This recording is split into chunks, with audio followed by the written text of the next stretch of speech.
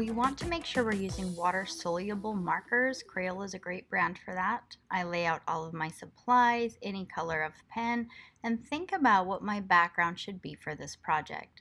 When I press down with the pen, it's not necessarily the color that matters, it's actually the pressure and how deep it goes down into my foam. A lot of times I like to trace over mine a second time, then I fill it with my finger and make sure I can feel all of those grooves. Find the placement for your stamp onto your paper. Using a piece of masking tape that'll remove easily, I'm going to just tape this down so that it makes a hinge. That means every time I stamp it, it's going to land in the exact same place. Very important part. I am ready to apply my lightest color of water-soluble marker. I like to go with something pretty basic and do my entire piece of foam. I could use two colors for this, but the colors are going to mix naturally. Stay tuned, you'll see that for yourself.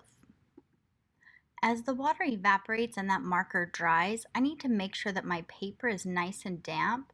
I grab a wet paper towel, kind of blot it across, even rub that paper carefully, making sure it's damp all the way across. Then flip your foam stamp over, utilizing that hinge to keep it nice and sturdy, and rub on the back, kind of like how glue likey. However, this is where we're going to move into actually making a reduction print. This means I'm going to reduce the amount of stamp that touches my paper.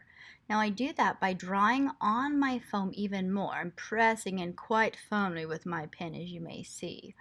And I decided that instead of just lines, I kind of wanted to color these in so that that whole area of my heart was recessed and would be able to show a different color.